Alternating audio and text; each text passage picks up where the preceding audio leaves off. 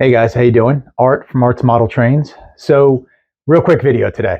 Um, I did a quick lighting project based on something that Sean from Sean's Train Depot did, and I just wanted to share quickly with you guys. Not going to go into a whole lot of detail because he went into a whole lot of detail about how you use these boards. So what I did was I took an idea from his recent videos where he's adding a theme park to his layout. Um, and where he used these little timer boards to turn the rides on and off to make it look like they were, loading with passengers, then unloading, and then running, etc. And I was like, hey, once again, how can I steal this and use it on my layout? And I came up with something really cool. What I did is, and you probably can't see it, so I'll bring a closer video in.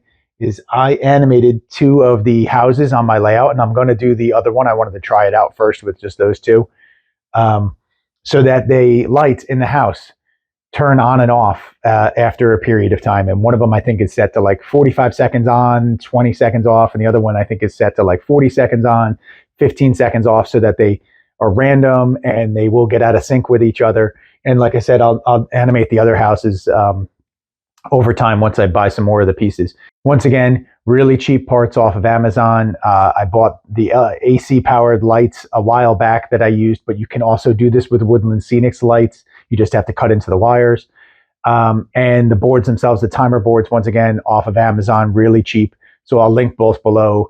All right, let me bring you guys in a little closer so you can see the lights going on and off, what it looks like with the setup actually running on the timer boards. And then I'll throw a couple pictures in there and just show you guys how I put this together really quick. It took me a couple hours on a Saturday to do this. Most of the time was just climbing underneath the layout and pulling out the old lighting I had in the building and putting in the new one. So really easy to pull off if you guys want to do this. Okay, so you can see here I'm just using three AC powered LEDs hot glued to a tongue depressor that I use to light the buildings. And this allowed me to put the tongue depressor down on the table and position it back and forth so I can get a nice even spacing of the light throughout the house. And what I do is I use vellum in the windows of these Plasticville houses so that the light is sort of distributed throughout the building and doesn't kind of shine right through those open windows. And then I soldered all the wires together to just one lead coming through. So I only had to drop one wire through the table and connect it to the timer board.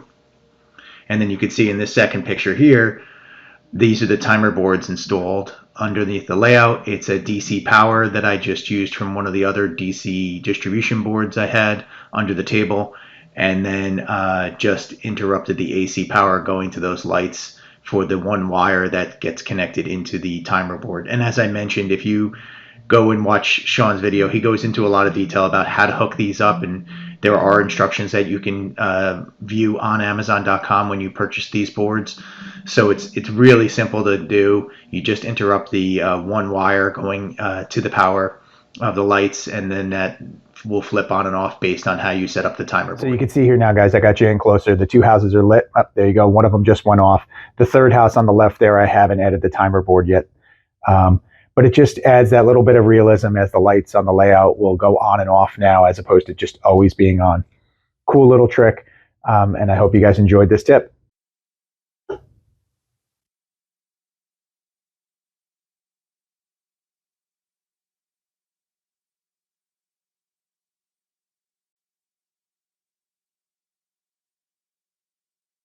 Thanks for watching, guys. Please be sure to like and subscribe, and I'll see you again next time.